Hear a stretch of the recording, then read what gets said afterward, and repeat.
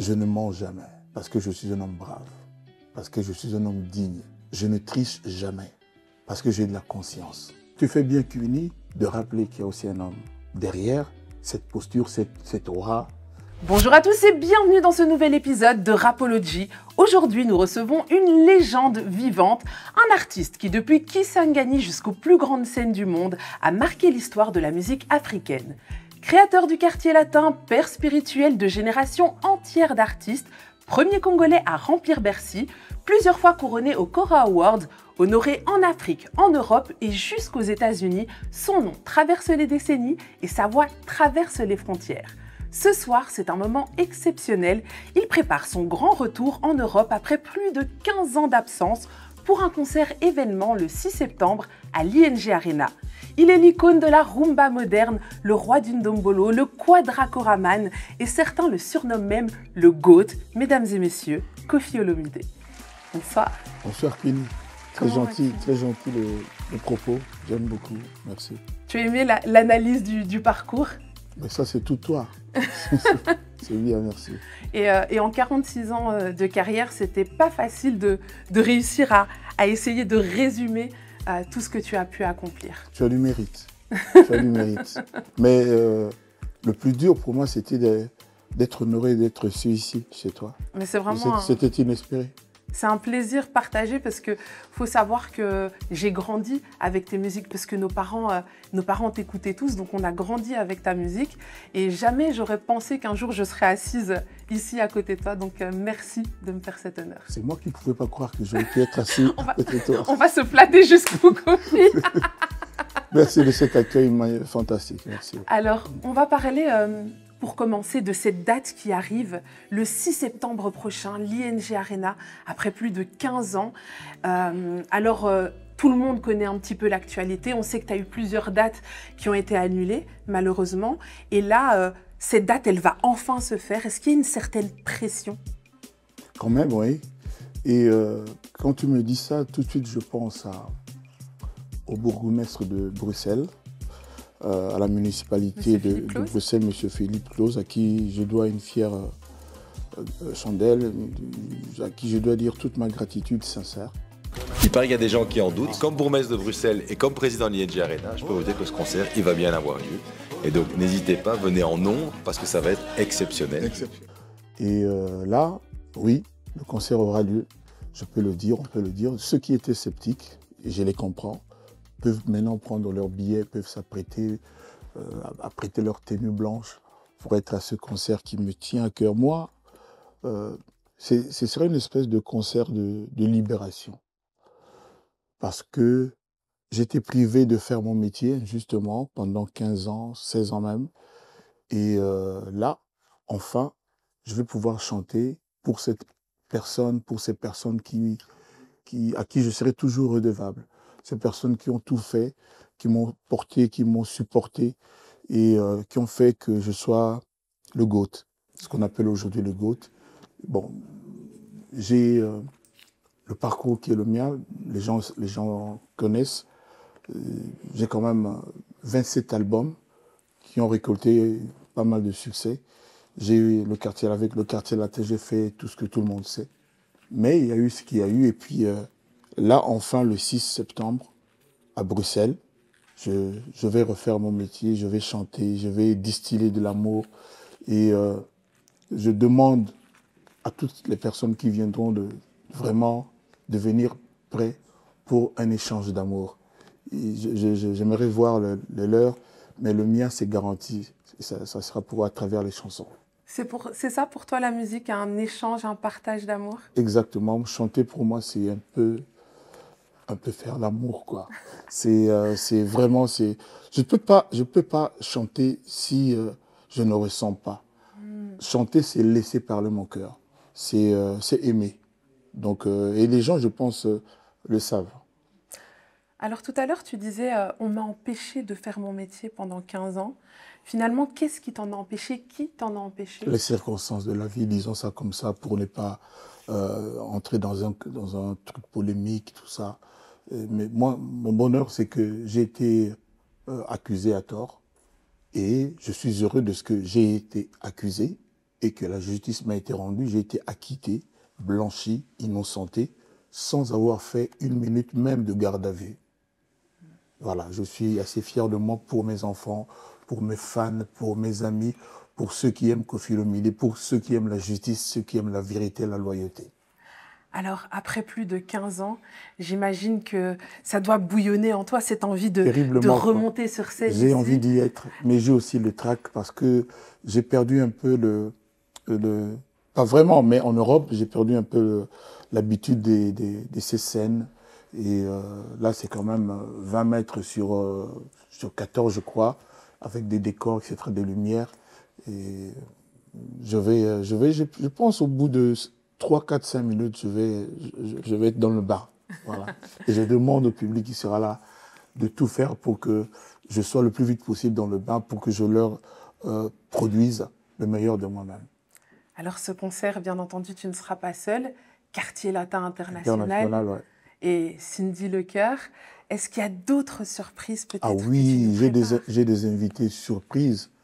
J'ai été en Afrique, à Kampala, samedi passé, chanter, mais j'ai profité pour concocter une petite belle surprise pour le public qui sera là. Il y a déjà des indices. J'étais en Afrique de l'Est, où on parle anglais, où j'ai des amis, où j'ai fait des choses, et il y aura une immense surprise.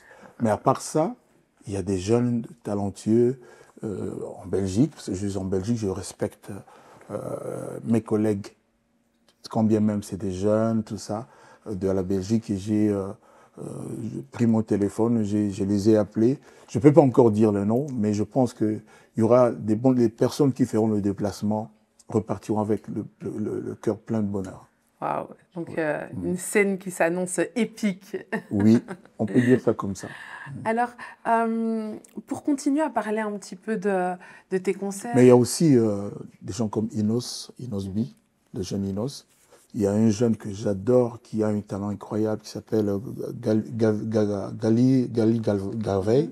Je ne sais pas si vous le connaissez, un super beau garçon qui chante merveilleusement bien, mais qui ne récolte pas encore, à mon avis, ce qu'il mériterait. Et je pense que ça ne va pas tarder plus longtemps. Il m'a promis d'être là. On a un featuring, mais mon rêve était que Nino vienne aussi pour qu'on chante notre featuring qui s'appelle Hercule.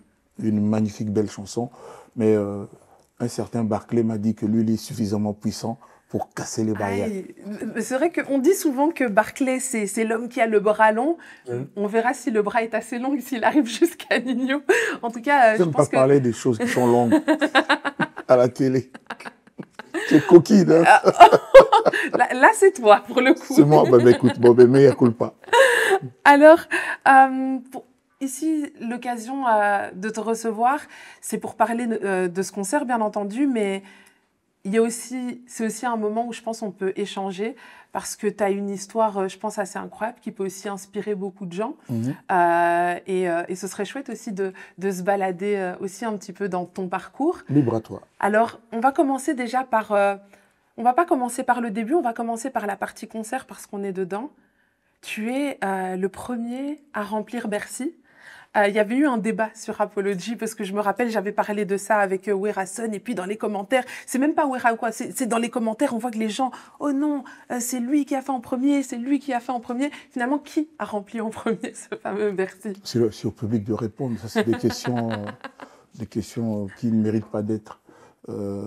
C'était en 2000, la première fois que quelqu'un a eu le courage, le culot de braver Bercy. Il s'appelait Koffi, Antoine, Tony, il m'appelle Anthony, et puis le Rambo. Donc c'est connu, il y a les images partout. Je suis quand même pas mal fier de moi. Et puis après, tout le monde s'est senti motivé pour y aller. Je suis assez fier de moi. Il faut toujours un pionnier. Voilà. Tu parles de courage. Est-ce qu'à cette époque-là, on est en 2000, c'était une scène inaccessible pour un artiste africain? Ça avait l'air de ça. Ça avait l'air de ça. Il y avait les blacks que moi j'avais vus à l'époque, c'était les Kassav. Et puis j'avais vu Khaled. Je ne sais pas s'il est algérien. Il est algérien, marocain, Alors Khaled. là c'est une bonne question. Il a une chanson qui m'a qui m'a conquis complètement. Aïcha, Aïcha. Elle a conquis le monde entier, voilà. cette chanson. Donc, quand j'ai vu ça à la télévision, j'ai dit, mais pourquoi nous, on ne peut pas... On voyait les Madonna, les gens comme ça. Et puis, j'ai demandé à ma maison de disques, j'ai dit, moi, je veux faire ça. Moi, j'ai dit, non, Kofi, écoute, allons-y, mollo. J'ai dit, je veux faire ça. Et, contrairement à la chance que les jeunes d'aujourd'hui ont, il n'y avait ni TikTok, il n'y avait pas les réseaux, il n'y avait pas les Facebook, il n'y avait pas tout ce qu'on a aujourd'hui qui sont quand même des instruments qui facilitent la vie des artistes. On sait communiquer facilement. Et c'était un peu du bouche à oreille. Je me rappelle avec mes copains, on affichait la nuit comme ça, ce qu'on appelle l'affichage sauvage. Et le bouche à oreille a fonctionné. Et il était à peu près 16 heures ce jour-là, le jour du concert. Et mon producteur, qui habitait Clermont-Ferrand, m'a appelé pour me dire « Kofi, tu as fait le plein à Bercy ». Je ne pouvais pas le croire. Je ne pouvais pas le croire. Et puis, j'ai vu ce que j'ai vu. Voilà, donc je ne pourrais pas oublier ça. Après, s'il y a des gens qui jouent 20 fois, 50 fois là-bas, moi, je trouve ça bien. Mais vous savez, le type qui a inventé le dollar n'était pas milliardaire comme Bezos, comme Bernard Arnault, comme Bill Gates, mais c'est lui qui a inventé le dollar. Donc ça, on ne pourra pas changer ça. On va continuer avec les salles mythiques parce que en France, tu en as fait, tu as fait l'Olympia, tu as fait les Bercy. Bon, j'ai même eu le culot d'aller à Paris La Défense Arena. C'est moi qui ai eu le courage d'aller là-bas. On a tout fait. On a fait la promo, mais une grosse promo. On a vendu des billets. On était à peu près, si je me rappelle bien, 14 ou 17 000 billets vendus sur les 40 000. Et puis, il y avait le Corona à l'époque. Et puis, nous, à qui on avait dit oui, vous pouviez faire le concert, on a reçu une lettre qui venait de là-haut, où on nous disait non, on ne peut pas faire le concert et tout et tout. Le producteur était vraiment déchiré, moi-même aussi. Et après, on aurait appris qu'il y avait quand même un processus assez bizarre qui a abouti à l'annulation de ce concert. Tu penses que des gens cherchent à te saboter ? Non, mais parce que la façon quand tu dis un processus, c'est toi hein, qui m'emmène là-bas. Je dérange.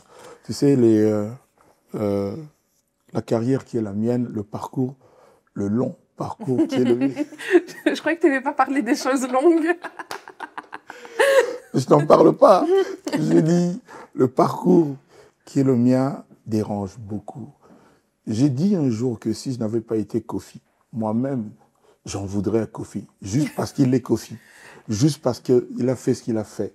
Parce que c'est quand même étonnant. Moi, je suis controversé. Ahmed Bakayoko, ministre d'État de la Côte d'Ivoire, sinon forcément te dit quelque chose, a dit un jour en public, il a dit, quand il y a noise, quand il y a quelque chose, quand il y a palabre, écoutez bien la version de Koffi Olomide. Il a toujours raison. Je peux te le dire, Kwini. Je peux te le dire à toi et à vous, téléspectateurs, les fans de Kwini, ceux qui me suivent. Je ne mens jamais. Parce que je suis un homme brave. Parce que je suis un homme digne. Je ne triche jamais. Parce que j'ai de la conscience. Je peux le dire parce que c'est comme ça que j'aimerais que ma progéniture soit, mes enfants, et puis les enfants qui me suivent. Il faut qu'ils soient des gens dignes, des gens respectables. Pour être respecté, il faut se respecter soi-même. Il faut éviter d'être dans les postures de mentir, de dire des contre-vérités. Voilà. Moi, il m'arrive de me tromper ou de ne pas savoir, mais je ne mens pas délibérément. C'est-à-dire, je ne me réveille pas avec l'envie d'aller mentir. Ça, je le dis devant les caméras, que ça reste pour la postérité. Je ne sais pas si, dans mon pays, le Congo, la République démocratique, il y a quelqu'un dans le monde de la musique qui a connu autant d'affres que moi. J'ai pratiquement tout connu et ça ne s'arrête pas. Les gens vous diront, il suffit que Kofi dise quelque chose pour que ça devienne affaire d'État. Il n'y a rien de bénin avec Kofi. Est-ce qu'il y avait déjà, parfois je pense que certaines personnes naissent avec cette aura, c'est-à-dire que, est-ce qu'avant d'être célèbre, tu ressentais déjà que tu dérangeais un petit peu, peut-être dans la classe, à l'école, ou parmi tes amis, ou que tu étais un peu celui peut-être qu'on enviait, ou qu'on voulait peut-être pas laisser passer? J'ai une anecdote qui n'a rien à voir avec tout ce qu'on dit. J'étais bon à l'école, j'étais vraiment bon. Et au collège Elikia, Sainte-Anne de Kinshasa, ceux qui connaissent bien Kinshasa, à côté du boulevard Tonjuin, je tenais à aller à l'école là-bas parce que mon père y a étudié et mon père était brillant. J'avais un professeur de français qui a commis une faute. Quand il nous transmettait le savoir, il a dit quelque chose qui n'était pas vrai. Et spontanément, sans faire exprès, j'ai corrigé. C'était une affaire d'État incroyable. Mais tout le monde m'a donné raison, ce que j'avais dit était vrai. Le professeur était blessé dans son orgueil. Je ne sais pas s'il m'écoute encore aujourd'hui, il se reconnaîtra. Et il a dit, si Antoine ne quitte pas la classe, moi je cesse d'enseigner dans cette école. Alors, tous les élèves ont protesté parce que j'avais raison. Et c'était devenu une affaire pour toute l'école, alors que c'était simplement dans la classe où moi j'étais. C'était en 5e année, maths physique. Et c'était une école belge, une école française? Belge, à l'époque, c'était plus des Belges. Donc c'est le même système. Mon père est venu. Okay. Mon père était ancien footballeur, un super beau gosse. Monsieur Charles, là où tu es, je te salue. Repose toujours en paix. Et il a dit, je choisis que mon fils quitte l'école pour que ce monsieur reste, quand bien même il a raison.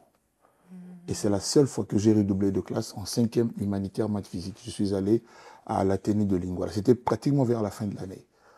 J'ai connu des vertes et des pas mûres. J'ai eu des musiciens qui ont fui. En général, les musiciens fuient en Europe. Ils choisissent de vivre en Europe. Moi, ils sont partis de Tanzanie. J'ai quitté l'Europe après une tournée avec le groupe. On est parti en Tanzanie parce qu'on avait un concert là-bas. Et le jour du concert, le stade était plein et on ne voyait pas arriver un certain nombre de musiciens. À un moment donné, le producteur a dit « Mais qu'est-ce qui se passe? On va un peu voir l'hôtel où ils logeaient. » Parce qu'on ne loge pas dans le même hôtel. Et on arrive à l'hôtel, on trouve quelques-uns qui, comme ça, « Oh, boss, ils sont partis, ils sont... Ah bon? Comment ça? » Et c'est vrai. Et l'histoire, la suite, tous ceux qui suivent la connaissent. Donc j'ai connu des choses comme ça. Aujourd'hui, parce que c'est moi qui subis l'ingratitude, on valide ce défaut, cette méchanceté, ce fléau. C'est-à-dire, il n'y a personne qui se lève pour dire carrément que ce monsieur, Antoine Kofi, mériterait la gratitude, la reconnaissance, parce que c'est moi qui subis.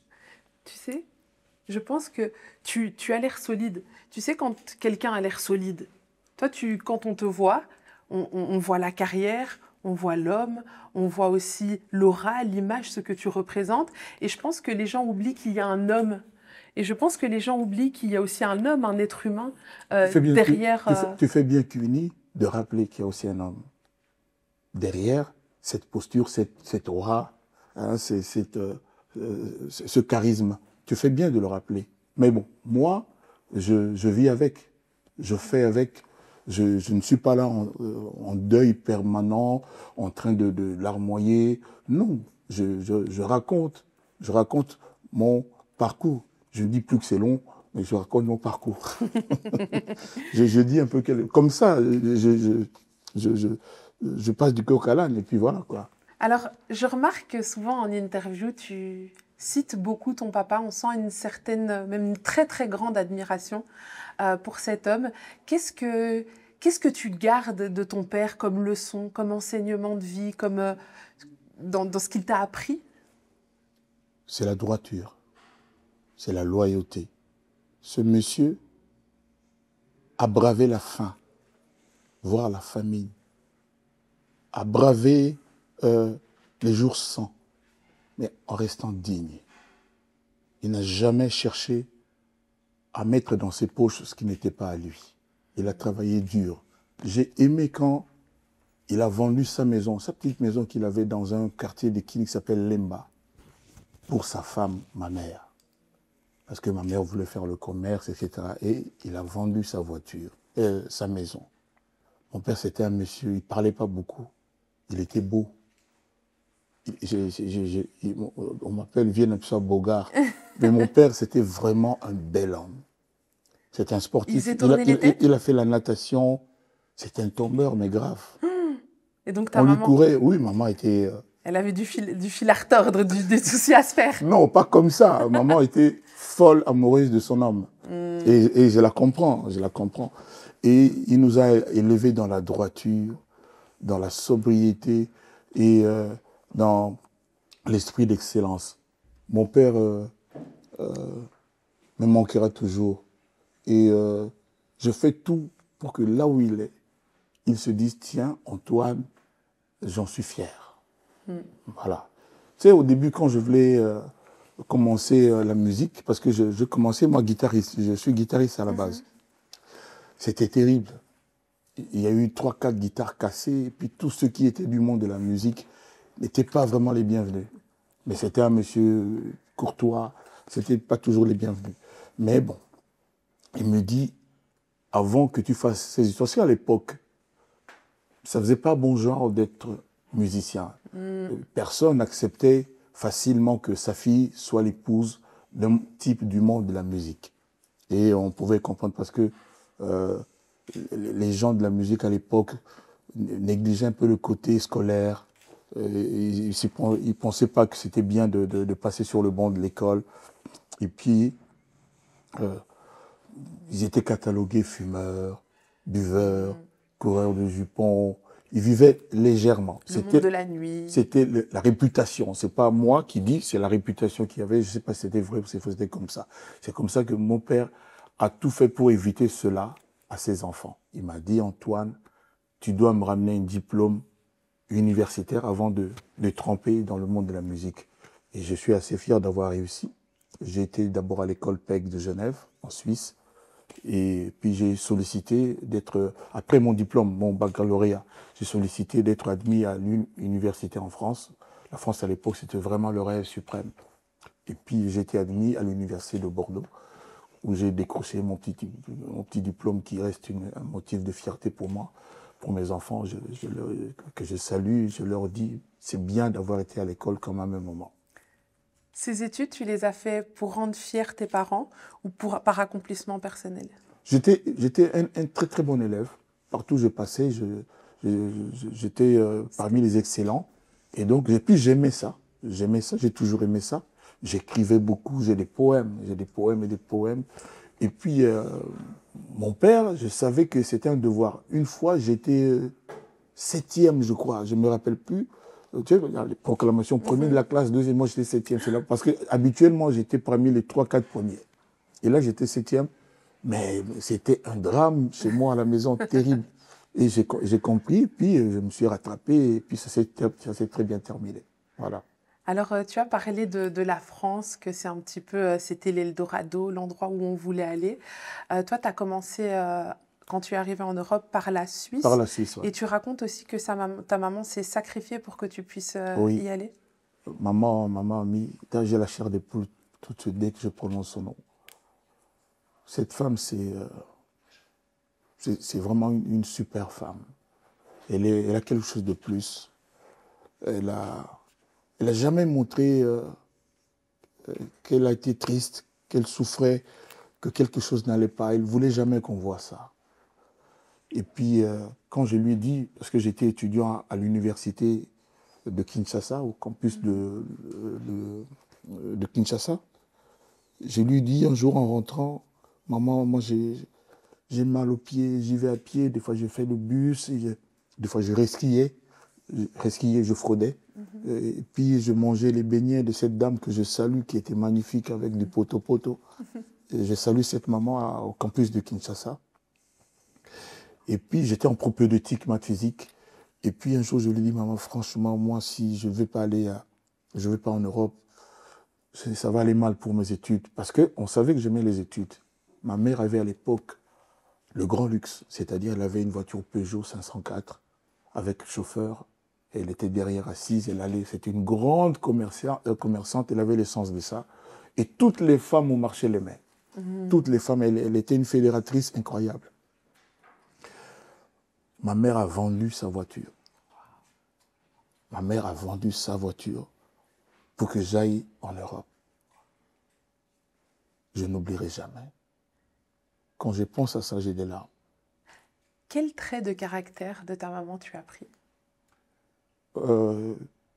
Battante, j'ai toujours la foi, j'y crois toujours et je ne bats jamais en retraite. Et là, il y avait une phrase, elle m'a dit, Antoine, tant qu'on ne t'a pas coupé les bras, ne désespère pas. C'est fort. Et je le dis à tous les jeunes qui me regardent, tant que vous avez de bras et de surcroît, votre cerveau, votre cœur, votre mental, ne désespérez pas. Ça t'a permis d'être là où tu es aujourd'hui, j'imagine? Sans doute, mais je m'en sers toujours. Je dis, parce que j'ai l'impression que tout m'est arrivé. Vous savez, il y a des gens dans le monde qui est le mien, le monde de la musique, à qui il n'est rien arrivé, rien. J'ai connu les histoires de Papa Wemba, de Franco, de Rochereau. Tout le monde, tous les gens, il y a toujours un petit truc, mais 2, 3, je ne suis pas là pour ça. Moi, c'est le comble. Un jour, j'ai parlé de la situation politique des militaires du Congo de mon pays. Parce que j'avais vu nos militaires avec l'histoire dans l'Est sur des motos pour aller au front. J'ai eu mal, alors mal, en tant que patriote. Le Congo, mon pays, le pays du diamant, de l'or, du cuivre, manganèse, cobalt, tout. Le bois, on a des forêts, on a des fleuves. Mon pays ne peut pas acheter des tanks, des camions pour nos soldats. Il ne faut pas que les gens qui vont écouter cette émission reviennent sur l'affaire. Je raconte ça je peux dire la petite? Oui, à la grande petite. La petite grande. La petite grande qui est ici. J'ai eu mal. Alors, j'ai eu mal. Vous savez, il y a des gens qui arrivent, dans ces cas-là, à cacher qu'ils ont mal, à dire le contraire de ce qu'ils ressentent, moi pas. Et un jour, on m'a posé la question. J'en ai parlé publiquement. On m'a convoqué en commission de censure, machin, tout ça. Bon, j'ai trouvé ça d'une injustice terrible. Alors que ce que j'avais fait n'était qu'un acte de bravoure, de patriotisme. Je n'avais aucune intention de manquer d'égard au gouvernement, encore moins au chef de la nation, au père de la nation. Oh, ça n'avait rien à voir.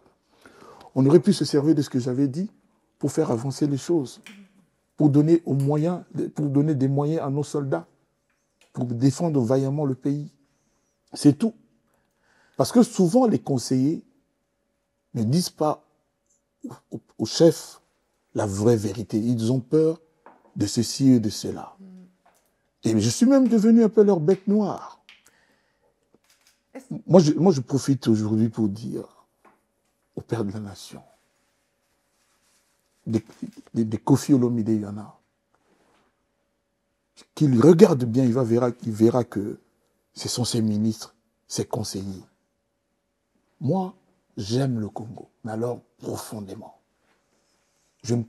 J'insupporte quand j'entends aujourd'hui nos voisins qui, à l'époque, respectaient et craignaient le Congo, le grand Congo Kinshasa, parler comme ça, de façon un peu fine, avec la fine bouche de notre pays. Ça me fait mal. Ça me fait très, très mal. Donc voilà, je cite encore une anecdote et rien de plus, rien d'autre que ça. Est-ce que tu penses que, en tant qu'artiste, c'est ton rôle aussi de porter ce genre de message au public, ou alors tu le fais juste parce que tu as envie, ou alors tu penses que ta position, ta célébrité te donne aussi le devoir de porter certains messages? On a réuni des musiciens congolais. À une époque, ils ont chanté franc congolais, ils ont été rémunérés. Je ne sais pas s'il y a encore eu une autre occasion. Et bizarrement, je n'étais pas associé.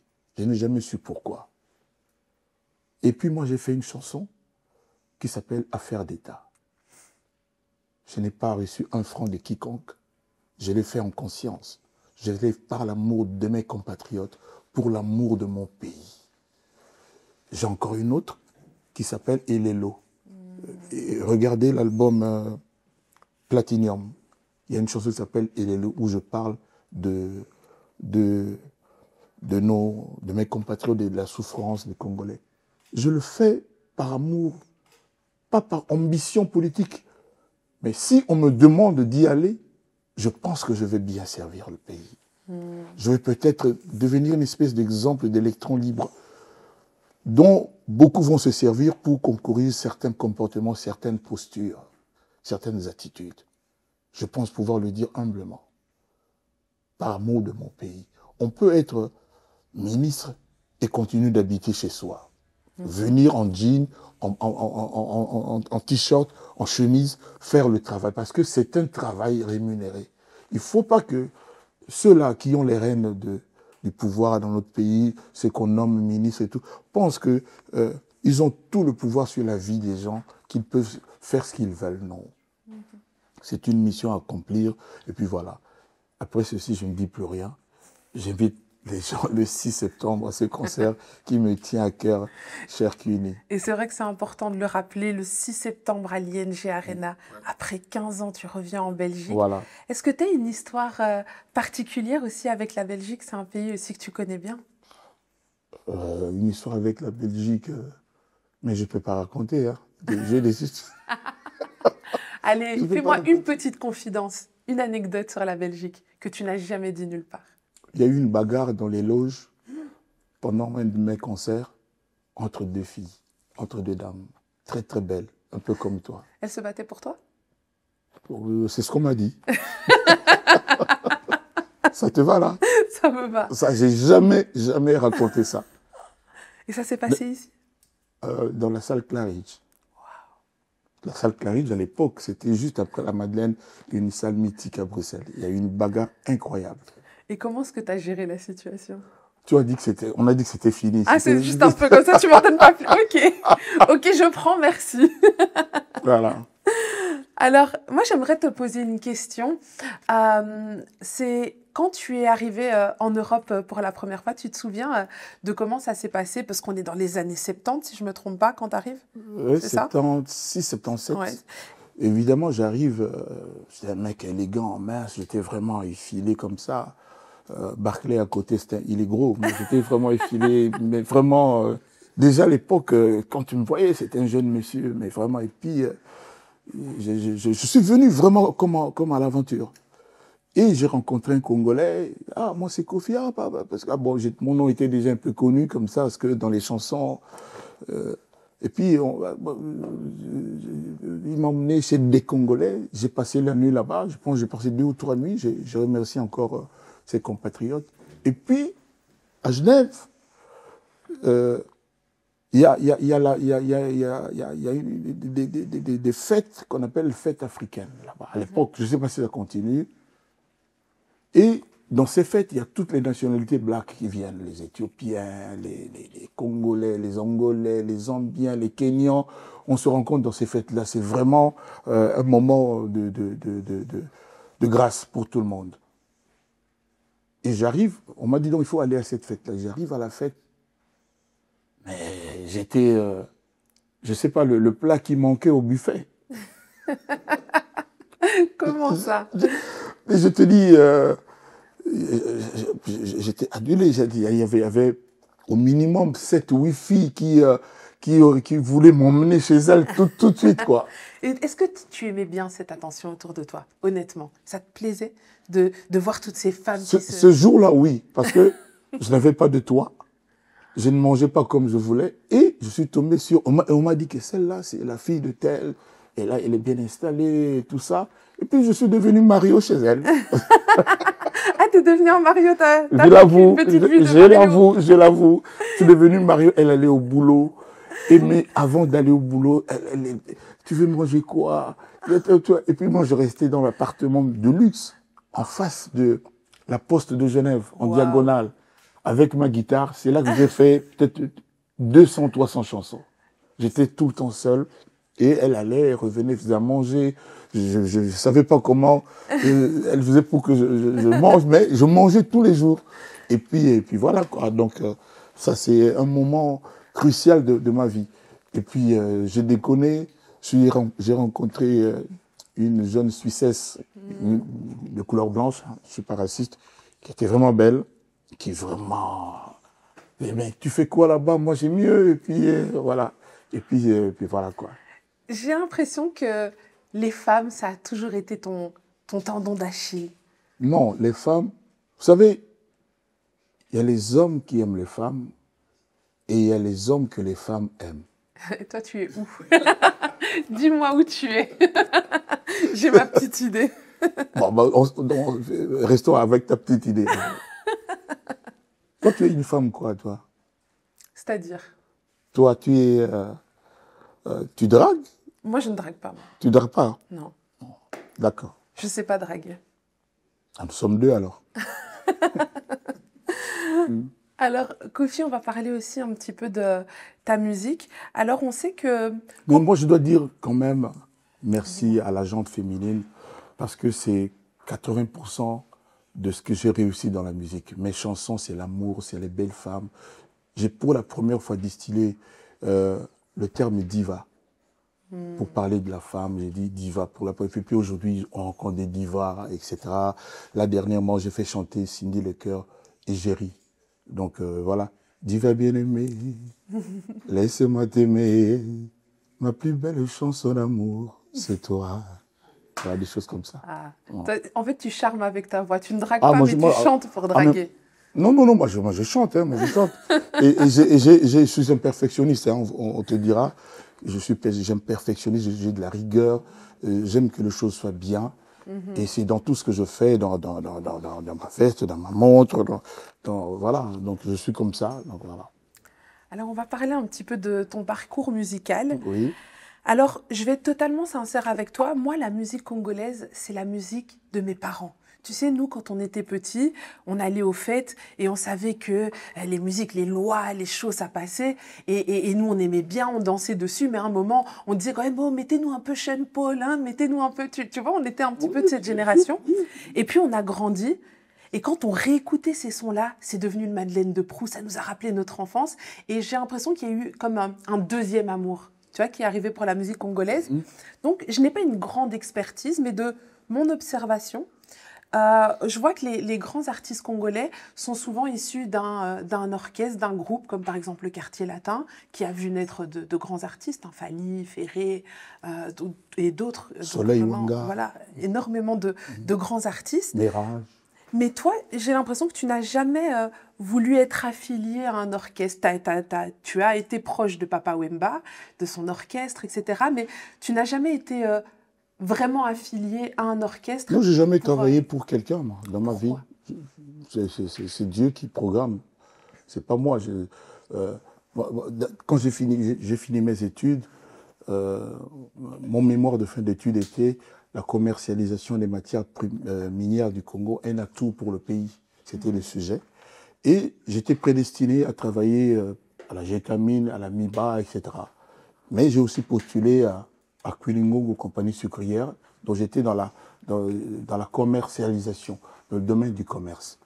Et puis, les gens qui étaient autour de moi, ma famille, mes amis, mes proches, savaient que je faisais des chansons magnifiques qui étaient devenues des tubes chantés par d'autres gens. Et tout le monde a insisté pour que je chante moi-même enfin. Et quand j'ai chanté, les 2-3 premières chansons, c'était des tubes incroyables. Et je suis resté entre l'esclave donc de la musique jusqu'à aujourd'hui. J'ai été pris dans le piège. Et donc voilà. Il y avait notamment cette chanson Senza Malu Senza, qui était alors le tube des tubes, quoi. Dans les années 78, 79, tu n'étais pas né.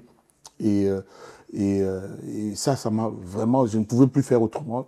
Je devais continuer dans la musique. D'ailleurs, j'annonce aujourd'hui aux gens qui m'écoutent que dans l'album de Cindy Lecœur, l'album que j'ai fait pour elle, il y a la reprise de cette chanson Senza.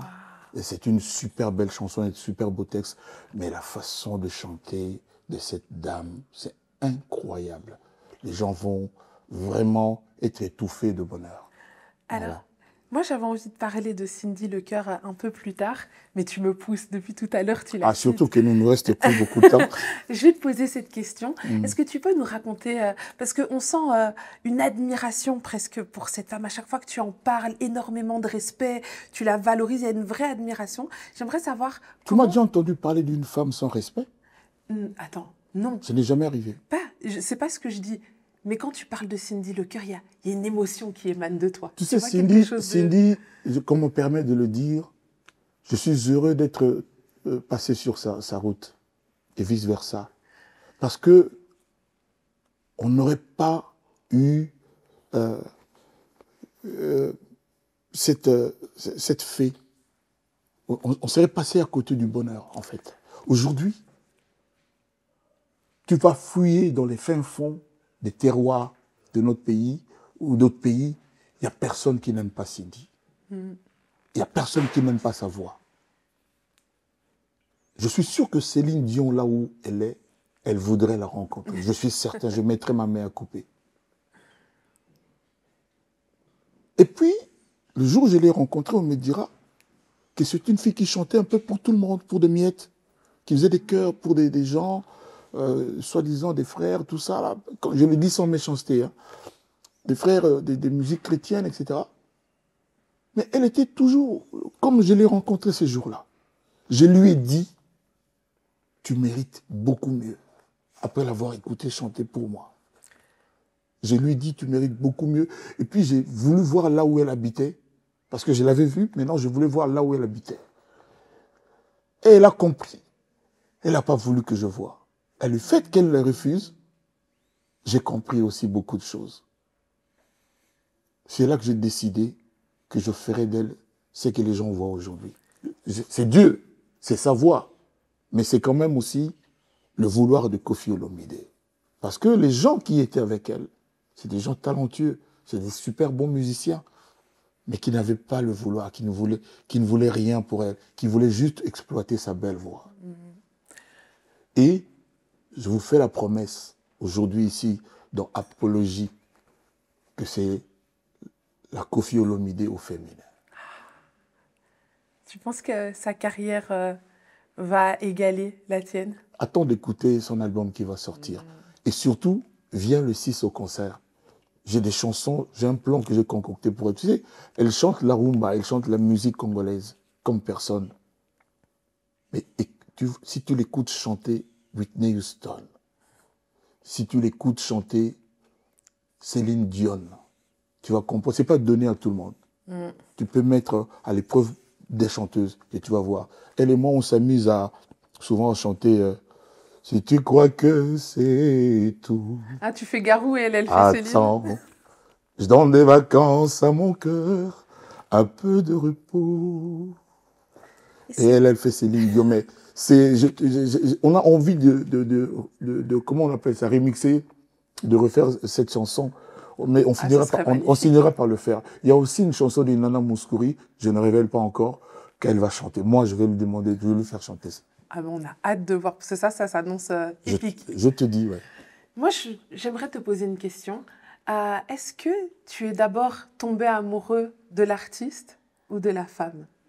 Bon, quand elle chantait, on m'avait dit que, vieux, si tu écoutes cette fille, tu vas pas vouloir t'en séparer. Tu vas vouloir rester avec elle parce que on lui dit toujours que toi, ta place, c'est chez Koffi. J'ai dit, bon, pourquoi vous lui dites ça? Il dit, vieux, on te connaît, on sait ce que tu aimes, on sait ce qui est bien, et tu sais le métier de chanteur. Je ne dis pas tu connais, mais tu sais le métier de musicien. Et puis elle est venue, elle s'est mise à chanter avec sa copine, sans qu'on me dise que celle dont on a parlé, c'était celle qui est à gauche ou à droite. Parce que quand elles sont venues, elles nous ont pas dit bonjour, elles sont parties dans la cabine où on chante, il y avait le micro. Au bout de 2 ou 3 minutes, quand elle chantait, j'ai demandé, mais toi, comment tu t'appelles? C'était Cindy.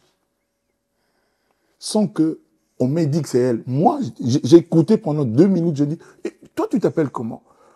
Et puis au bout d'un moment, au début c'était un peu l'hostilité. Il était méfié un peu de Koffi Olomide, le mec à histoire. Elle avait entendu des choses. On dit tout sur eux, on dit tout sur Koffi, c'est-à-dire 99% et demi de fausseté. Ici, on dit 99%. Hein. Et puis, au bout d'un moment, au bout de 15 minutes, elle se mettait à sourire. Le sourire que tout le monde aime aujourd'hui. Et puis, je dis à l'ingénieur, je dis, mais regarde cette fille. Elle n'est pas dans l'opulence, elle n'est pas riche, elle se cherche. Mais regarde bien son sourire. Regarde bien son nez. Tu vois que c'est une super belle fille. Moi, je disais ça à l'ingénieur. Non, Vitika, il a l'air à Kwanga. Mais et alors? Et alors? Et je me dis aujourd'hui que souvent, pour voir les vraies perles, quelquefois, il faut aller dans les quartiers difficiles. Où il y a par exemple les Diganes. Il y a des quartiers comme ça, un peu où il y a la désespérance. Donc, voilà l'histoire un peu de Cindy Lecœur. Moi, je pense qu'elle mérite le meilleur. Et les gens qui l'envisagent pour le mal, les gens qui veulent lui faire du mal, alors qu'elle leur procure du bonheur par sa voix, devraient cesser de penser à elle, de l'envisager de cette façon-là. Parce qu'il y a beaucoup d'hommes qui voudraient se la faire, et puis plus rien du tout. Elles ne savent pas quelle femme intelligente c'est. Moi, je le sais. J'ai rarement eu la confrontation comme avec elle. C'est-à-dire, c'est quelqu'un qui me tient tête depuis le début. Les gens pensent que je la fais marcher comme ça. Ah non! C'est quelqu'un qui a toujours son opinion. C'est quelqu'un qui ne lâche pas. Elle est têtue, elle a toujours des idées, elle est créative. Et les hommes qui la voient, parce que j'en suis un, les hommes pensent, non, parce que c'est une fille de plus, une nouvelle, on a connu des femmes comme ça, elle n'a rien d'une fille facile. Elle n'a rien d'une fille facile. Les gens là qui ont leur argent, qui se disent que non, je veux lui donner l'argent, il va chanter mon nom, non, elle n'était pas comme ça. Là, je leur ai rendu service. Alors, parlons un petit peu du quartier latin. Je pense que tu as fait tellement d'interviews où tu racontes comment s'est créé le quartier latin. Peut-être si tu veux redire 2-3 choses sur la création. Mais moi, ce qui m'intéresse, ce serait vraiment de comprendre la dynamique de groupe. Parce que on entend beaucoup d'histoires. Et le fait aussi d'être le patron et les musiciens, comment est-ce que vous vivez? Est-ce que parfois, il n'y a pas de... Tu sais... J'ai observé un petit peu des vidéos, et donc c'est vraiment un regard extérieur, donc je ne suis pas de l'intérieur. Mais de l'extérieur, j'ai parfois l'impression que tout l'orchestre autour est autour de l'artiste et l'adule un peu. Et est-ce que parfois ça fait perdre, ça enlève un petit peu de... Attends, je cherche mes mots. Est-ce que ça fait perdre un petit peu la raison? Est-ce que parfois on peut prendre la grosse tête du fait d'avoir toute cette équipe qui est à ton service et qui est prêt à obéir aussi à tes ordres? Vous savez, la caméra fausse tout. Dès qu'il y a les micros, les lumières, les caméras, il y a beaucoup de choses qui ne sont plus vraies. Il y a beaucoup de choses qui ne sont plus vraies. Le quartier latin, c'est l'orchestre de l'intelligence. C'est l'orchestre du talent, l'orchestre du savoir, de la compétence. Ceux qui sont là, c'est pour leur compétence d'abord. Chacun a apporté quelque chose. Je ne flatte rarement les gens. Ce que je dis est juste vrai. Donc, quand j'accepte, je valide quelqu'un dans ce groupe, c'est parce qu'il il est compétent, il est digne dans le quartier latin. Donc, on vit comme des potes. Il faut me voir faire des blagues, il faut me voir rigoler. Même quand je m'énerve, les gens du quartier latin, les musiciens du quartier latin, savent que c'est à dessein. C'est jamais gratuitement, c'est utilement pour le groupe. Ça se passe comme ça. On a des rapports, je rigole beaucoup. Moi, je ne sais pas s'il y a un musicien ici à Star, méga star, qui aime rigoler autant que moi. Donc, je suis connu pour ça. Et je ne sais pas si c'est un défaut ou une qualité, mais je suis comme ça, moi je suis vrai, tout le temps vrai. Quand j'aime, ça se voit. Quand je n'aime pas aussi, ça se voit. Et puis voilà. J'ai l'impression que tu fais tout à fond. Donc, c'est-à-dire que quand tu es heureux, tu es très heureux. Quand tu es énervé, tu es très énervé. Tu vois que tu es quelqu'un qui est intense. Oui. Oui, je suis mieux que intense, je suis dense. Avec eux. Et Soleil Wanga, le roi Soleil Wanga, qui est quand même un Biaka du quartier latin, qui aussi est invité à l'ING Arena le 6, a dit, je l'ai suivi, il a dit, Vieux Wana, tu comprends l'ingala, Vieux Wana, les Rambo, il est étrange. J'ai jamais vu quelqu'un qui aime son boulot comme lui.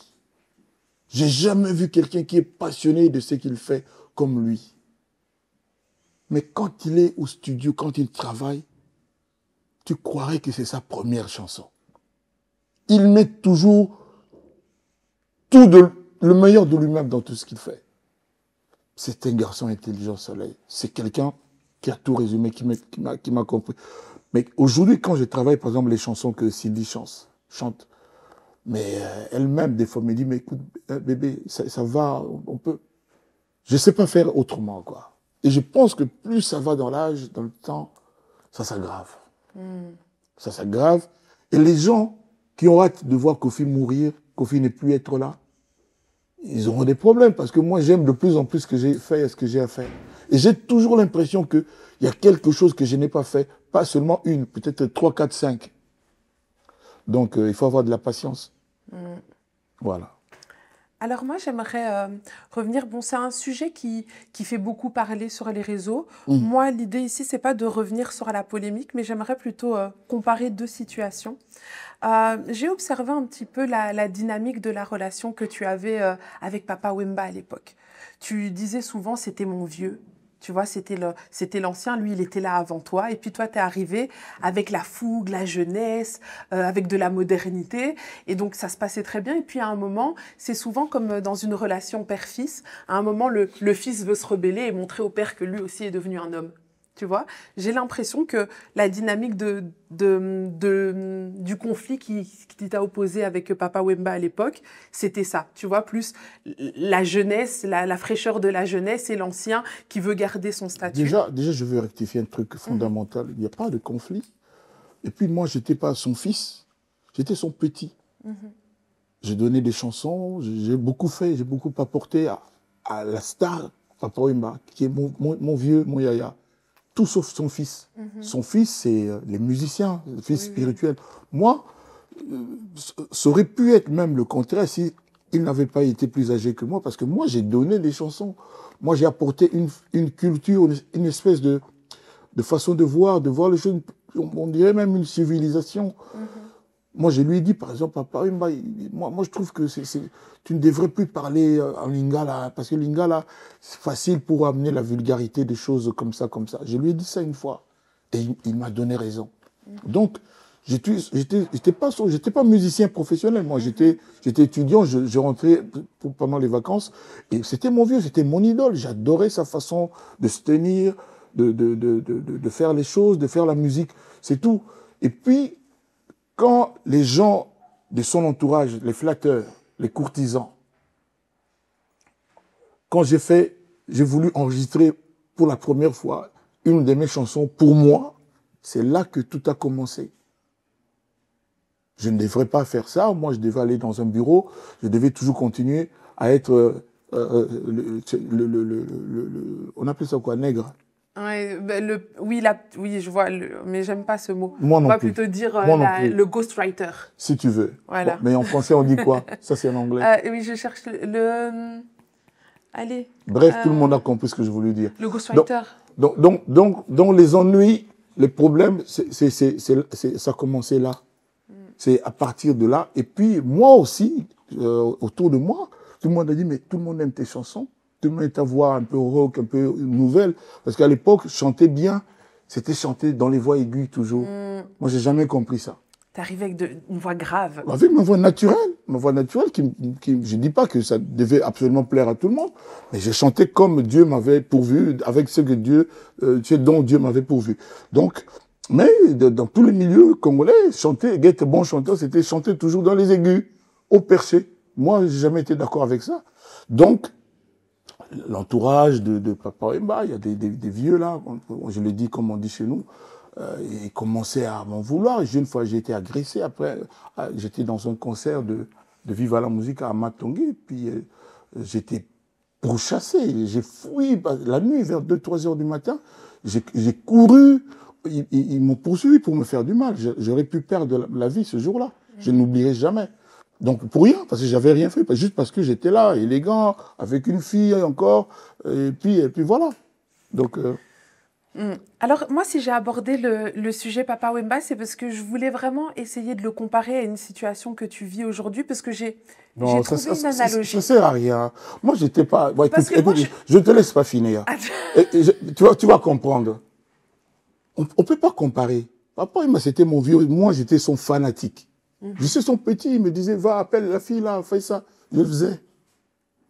Mais si tu veux parler de quelqu'un qui a été mon travailleur, c'est pas la même chose. Je ne sais pas si tu vois ce que je veux dire. Moi, je ne devrais pas dire certaines choses ici à la télé. J'ai fait pour Papa Wemba. Je ne l'ai pas fait pour que je reçoive un salaire, une rémunération. J'ai fait pour quelqu'un que je portais, que j'aimais. Quelqu'un dont je voulais la réussite, le succès, l'élévation. Et si tu veux comparer avec des gens qui sont passés dans mon orchestre, tout ça, non, c'est injuste. C'est vraiment injuste. Okay. C'est comme ça que je dis, parce que ça m'est arrivé à moi. Aujourd'hui, l'ingratitude est validée chez le Congolais. Okay. Parce que c'est Kofi qui subit cela. Je laisse chacun juge. Je ne veux pas citer des noms ici, je ne veux surtout pas. J'ai compris où tu voulais en arriver. Et donc, je pense que tu as ta réponse. C'est incomparable. Ok. C'est ta réponse. Moi, j'ai posé la question et ta réponse, j'ai répondu, réponse. Voilà. C'est incomparable. Que les gens apprécient. Donc, voilà. On parlait de Cindy tout à l'heure. Pour la première fois, je vais aborder ce sujet difficile. Tout va bien avec Cindy. Il y a maintenant bientôt 20 ans. Elle chante. Elle a le succès qu'elle a. Elle a sa voix qu'elle avait avant de rencontrer Kofi. Mais elle en était là où elle était. Je n'ai pas dit que les chansons qu'elle chantait étaient moches, mais aujourd'hui, elle est Cindy Le Cœur Olomide, la deuxième première dame du Congo, juste avant Queenie, la troisième. Ça va, je suis bien placée quand même. Et chacun sait pourquoi c'est comme ça aujourd'hui, d'où ça vient. Et tout est bien dans le plus beau des mondes. Mais moi, je vois déjà de loin comment Kofi serait condamné, passer à la guillotine si un jour il y a quelque chose qui coince avec Cindy. Je sais que d'office, c'est moi qui suis celui qu'on va condamner. J'ai une chanson comme ça, avant même le procès, je suis déjà condamné. La chanson s'appelle « Ma esclave ». Mais les gens n'ont même pas encore oublié, mais vont tout oublier de ce parcours, de tout ce qui a été fait. Ce jour-là, si ça arrive, Dieu merci, je pense que ça n'arrivera pas de mon vivant. Ce n'est pas non plus le souhait de Cindy. Mais les gens sont préparés et ne s'attendent qu'à ça, qu'il y ait quelque chose, un petit couac, quelque chose pour piétiner Kofi Olomide, le saler. Parce que, je le sais, c'est une certaine catégorie de personnes. Le fautif d'office, d'emblée et automatique, c'est toujours Kofi Olomide. Mais Dieu merci, ça se passe bien. Ceux-là qui attendent, qu'ils prennent leur mal en patience, qu'ils attendent. Merci de m'avoir reçu. Je suis ravi. Tu as encore envie? Bah oui, allons-y. J'ai encore des choses à dire. Alors, allons-y. Parce que j'écoute ce que tu dis, oui. Et c'est vrai que tu es une icône, tu es respectée à travers l'Afrique, à travers le monde même. Tu fais partie des Congolais, des rares Congolais à être produits à New York, quand même, il faut le dire. Lincoln Center. 4000 personnes, plein, mais il y avait des gens dehors. On avait dit, on ouvrait les portes à 16h ou 17h. Moi-même, je ne voulais pas y croire. Je suis arrivé en retard. Hein. Les trucs étaient archi pleins, mais alors archi pleins. Mais moi, tu sais, quand je parle de ça, je suis doublement fier de nous. Parce que moi, je fais partie de ces gens qui ont réussi ce que tout le monde sait sans Internet. L'Internet, c'est un phénomène, c'est un instrument, c'est quelque chose de phénoménal. Ça facilite la vie, ça a changé la vie. Et aujourd'hui, il y a des gens qui en profitent. Ces gens ne devraient pas faire le fier, avoir la grande gueule ni la grosse tête. Ils devraient être humbles parce que nous, là, pour devenir ce qu'on est, on a ramé. À l'époque, il n'y avait même pas 10 chaînes de télé au Congo. Il y avait une chaîne de télé. Pour qu'on te reçoive, il fallait que tu sois méritant. C'était à la méritocratie pour qu'on se reçoive dans une émission. Et on a fait les Bercy, on a fait ce qu'on a fait dans ces conditions-là, avec le bouche à oreille. Il ne faut pas comparer toujours tout. Aujourd'hui, on a traversé le pont. On est dans le monde de TikTok, des machins. On a le monde de la méchanceté agressive. Aujourd'hui, il y a des gens qui sont payés pour insulter. Ça n'échappe à personne. Ça n'existait pas avant. Moi, je suis fier de dire que je n'ai jamais demandé qu'on insulte Tabouley, Franco, Niboma, Sokivangu, Mangwana, qu'on insulte quiconque pour que je récolte du succès, pour que je prenne sa place. Je suis fier de le dire. Et les gens qui veulent être au sommet du monde devraient ne pas utiliser l'injure, la facilité, la méchanceté, le côté mécréant. Michael Jackson n'a jamais insulté quiconque. N'a jamais eu des porte-paroles pour dire du mal de James Brown, de Al Jarreau, de Ray Charles, de Tina Turner. Aujourd'hui, au Congo, regardez ce qui se passe. Et puis, moi, je me mets à la place des épouses de ces journalistes, des maris de ces filles, des parents de ces filles, dont les enfants ont pour mission insulter, dire du mal. Est-ce que c'est ça une vie? J'ai dit l'autre jour que ces enfants-là, qu'ils sachent que moi, Kofi, je leur en voudrais jamais. Parce que je sais que elles et ils n'y sont pour rien. Ils ont une mission pourrie, une mission détestable, une mission indigne.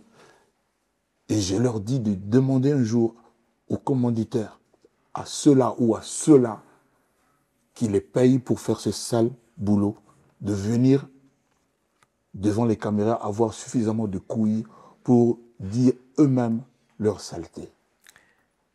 Comment tu expliques, comme je te dis, parce que là, tout ce que tu me dis, je l'entends, comment tu expliques que malgré tout ce que tu as fait, malgré, comme tu dis, que toi, tu n'enfonces pas les autres pour réussir, comment est-ce que ça se fait que ton nom revient toujours, alors avec des histoires, des accusations de justice, tu as même des musiques qui ont été... Non, je ne vais pas aller là, mais... Non, quand tu dis accusation de justice, j'aimerais vraiment beaucoup que tu rajoutes juste. Je vais rajouter. Quoi? Tu vas rajouter quoi? Que tu étais acquitté. Ce sont ben des voilà. accusations. Voilà. Tu m'as pas laissé Sinon, je porte plainte pour diffamation. Non, mais faut me laisser aller au bout de ma question.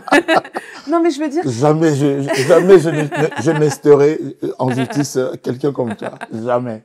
Voilà. Donc, comme je disais, il y a eu des accusations. Comme tu l'as dit, tu as été accusé pour 7 chefs d'accusation sur les 8. Il y a eu plein de choses. Il y a eu ta musique qui a même été censurée. Certains de tes morceaux qui ont été interdits pendant tout un temps au Congo. Et l'hippodrome de Vincennes, il y a des gens qui ont ramené ça à la mairie de Paris pour qu'on annule. Ça, tu ne dis pas. Alors que j'ai jamais vu de promo comme l'hippodrome de Vincennes. Il y a eu des showbiz, il y a eu des chansons, il y a eu un album, il y a eu tout ça. Et les gens ont acheté des billets de l'Australie pour venir à ces concerts. Les personnes qui ont été à la base de cette annulation sont d'une méchanceté indescriptible. Et Dieu ne les pardonnera pas. Tu n'as pas, en tout cas, toi, aujourd'hui, tu peux pas m'expliquer pourquoi est-ce qu'on t'en veut comme ça. Parce que je suis Kofi. Parce que c'est moi, Kofi, le GOAT.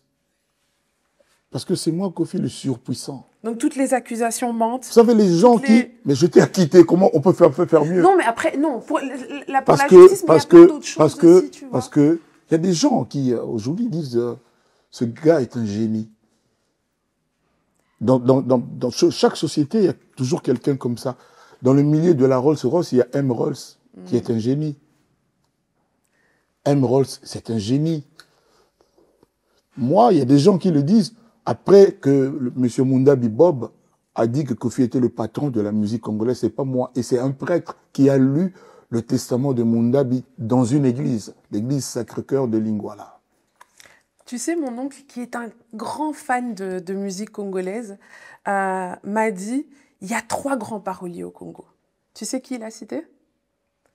Tabouley Rochereau, Papa Wemba, Kofi Olomide. Est-ce que tu valides? Il n'a pas mis le Toumba.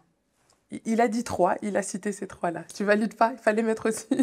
Je respecte à ton oncle. Respect à ton oncle. Mais est-ce que c'était le bon ordre? Ou c'est toi Non, qui as... j'ai plus le mot mélangé. d'ordre. Mais J'ai voilà, mais mélangé. je suis fier que ton oncle m'ait mis dans cette liste-là. Que tu veux que je dise. Moi, Taboulé Rochereau, respect. Parce que non seulement il écrivait des belles chansons, il a écrit des belles chansons, il a fabriqué aussi des gens. Mais quel mélodiste. Il n'y a pas bon chanteur qui n'a pas puisé dans les mélodies de Taboulé Rochereau. Oh, manamatambiano.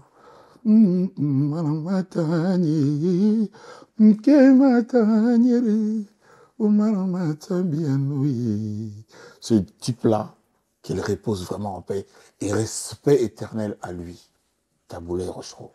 Nous là, on a fabriqué des chansons après avoir écouté ces mélodies. Moi Koffi Olomide. Donc c'est quelqu'un. Et puis, quand il était à quelques mois de la mort, s'il était malade de façon irréversible, je suis allé lui rendre visite chez lui à Limété. Je me rappellerai toujours, il y avait plein de gens qui sont venus comme moi le réconforter. Et il m'a appelé, on lui a dit que Koffi était là. Il m'a dit, ah toi, Niyakawa, il était faible et tout ça. Et puis il m'a pris par la main. Les larmes coulaient comme si on pressait une orange. Taboulé Rochereau était comme ça assis, il était flétri. Fallu puis dit Koffi, Antoine, yeba kengana fanatique. Nayebisaka yo banzembo na yo ndeto kaka. Je pleurais, je ne sais pas comment vous le dire, quoi. Ce monsieur, comme ça dans cette posture-là, même aujourd'hui, je ne l'accepte pas. Il y a quand même de l'injustice dans cette affaire de mort. Il m'a dit ça. Tango koyemba Koffi chante Taboulé. Il m'appelle Pungani. Il avait une chanson Pungani. J'avais déjà son répertoire. Tu te rappelles, j'avais fait Koffi chante. Parce que je me suis dit, ce gars, j'ai puisé, je me suis inspiré de son œuvre. Je lui dois de la reconnaissance. Pendant que je suis fort, pendant que j'ai du succès, pendant que je suis Koffi. Et donc j'ai pensé faire Koffi chante Taboulé. C'était la première fois au Congo que quelqu'un avait une idée comme ça. Aujourd'hui, c'est moi qui avais commencé avec ça. Et donc j'ai dit, je veux vraiment honorer. Il y avait une publicité, et puis il m'a dit, Oyemba Pongina, Pongina, Pongina, c'était Pongina. Mais je ne comprenais pas, je connaissais la chanson de lui, que je ne connaissais pas. Moi j'ai mes tubes de lui qui sont cultes. Et puis on m'a renseigné, et puis j'ai fait cet événement, tout le monde était satisfait. Après j'ai fait Taboulé, Koffi chante Lutumba, Simaro, et j'ai fait chante Luambo. Je voulais faire Koffi chante Papa Wemba. J'en parle au passé, mais c'est encore une idée. Chante peut-être aussi Pépé Calé. Donc voilà, tu sais, aujourd'hui, oui, vas-y. Important, on sent que c'est important pour toi aussi de rendre hommage à toutes ces figures aussi emblématiques de la musique congolaise. C'est la moindre des choses. Le respect de ceux de qui nous nous sommes inspirés devait être même une loi.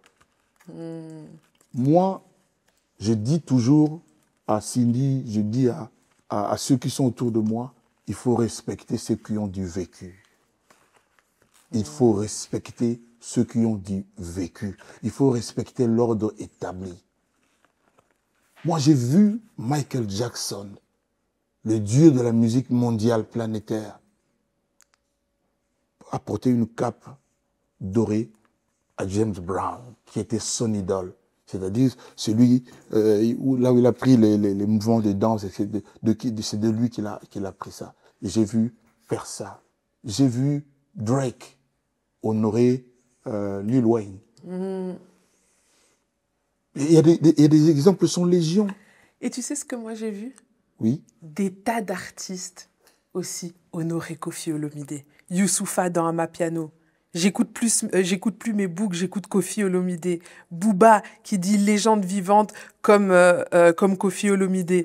Leto qui dit j'écoute Koffi Olomide dans son morceau Truc à deux mois. Mais tu sais, moi j'ai rien fait pour Booba. Je lui ai rien donné. Je l'aime beaucoup. C'est quelqu'un que j'aimerais rencontrer artistiquement, je l'aurais dit. Il y a lui, il y a Gims. Comme j'ai rencontré Nino, on a un featuring incroyable. Si Nino peut être le 6 là pour qu'on chante ça, ce serait génial. Génial, je valide. Lui dit du bien de moi.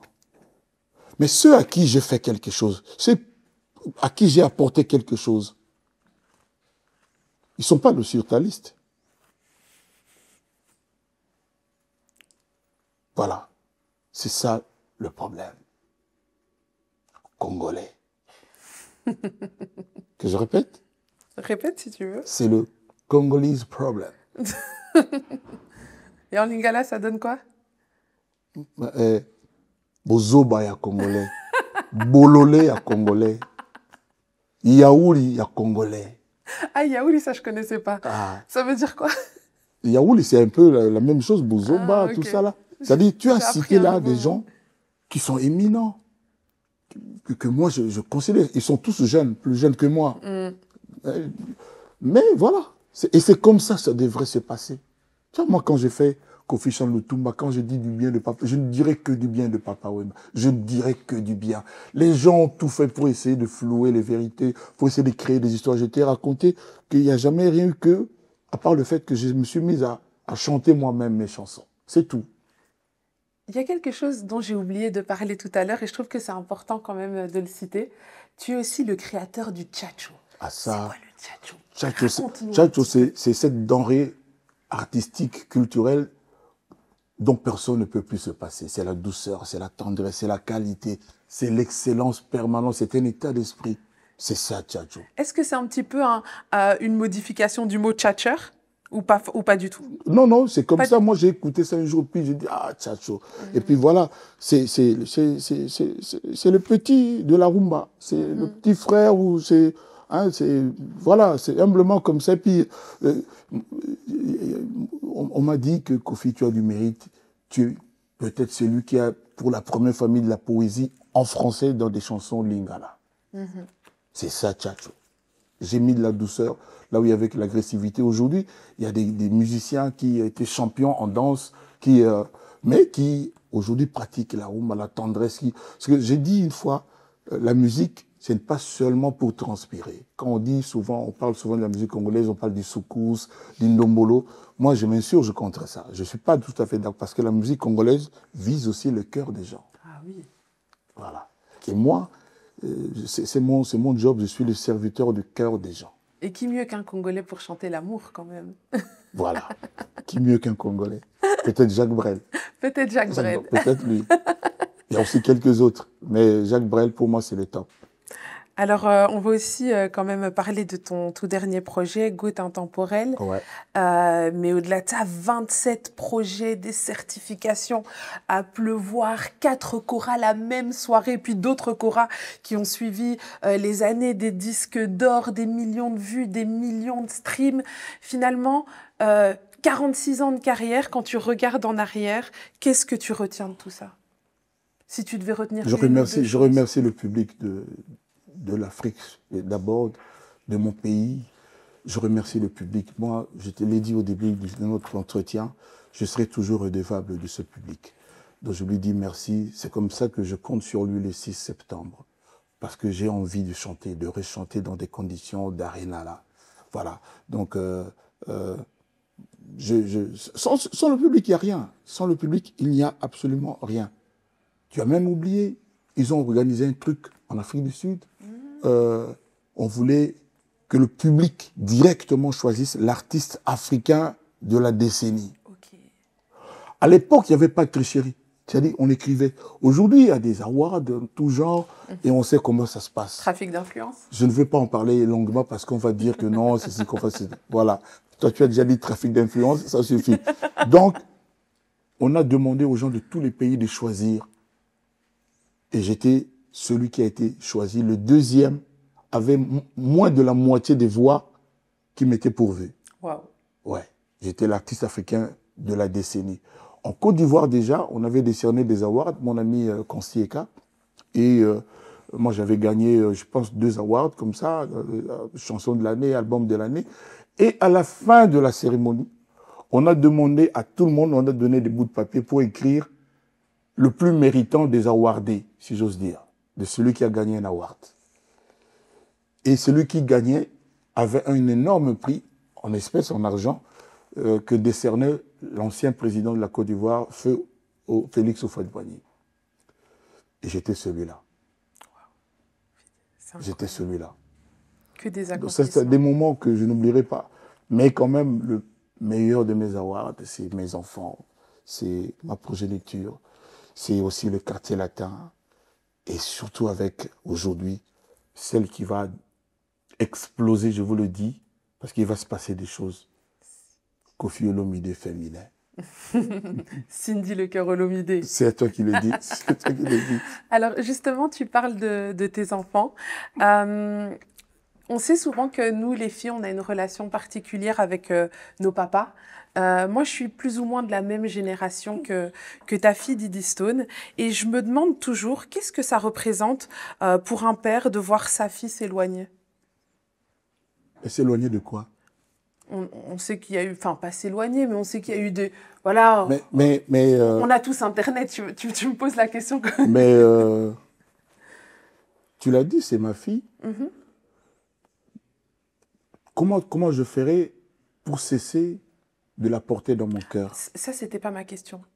S'éloigner physiquement? Non, mais ça veut dire que toi, comment est-ce que tu le vis? Comment est-ce que En fait, comment est-ce que ça te Non, touche? laisse-moi d'abord écouter ce que tu as laisse. dit. Mais toutes les filles qui se marient, qui changent de nom, qu'est-ce que tu en penses? Elles s'éloignent de leur père? Non. Et pourtant, elles vont vivre des fois en Amérique, le papa reste au Congo, et puis voilà. Non, c'est-à-dire un enfant reste l'enfant de son père. Et cet amour-là, c'est pour toujours. Mais on peut, au quotidien, ne pas se dire bonjour chaque matin. Ça y est des choses qui arrivent, et puis voilà. Ce sera, je pense, ma dernière question. Tu as construit une carrière immense, mais dans l'intimité, est-ce que parfois, est-ce que tu n'as pas peur parfois que pour ta famille, pour tes enfants, ils ne retiennent que les absences? Parce que voilà, tu faisais des tournées, tu étais une star. Est-ce que parfois, en regardant un petit peu en arrière, c'est pas une peur, quelque part, malgré l'accomplissement? Oui, c'est pas faux ce que tu dis. Mais est-ce que mes enfants peuvent douter de l'amour que j'ai pour eux? Non. Quel message tu donnerais à tes enfants aujourd'hui? Je n'ai pas besoin de donner des messages. Je suis le père de mes enfants sont moi. Je l'ai déjà dit, mes enfants sont moi. Donc, il n'y a pas de problème.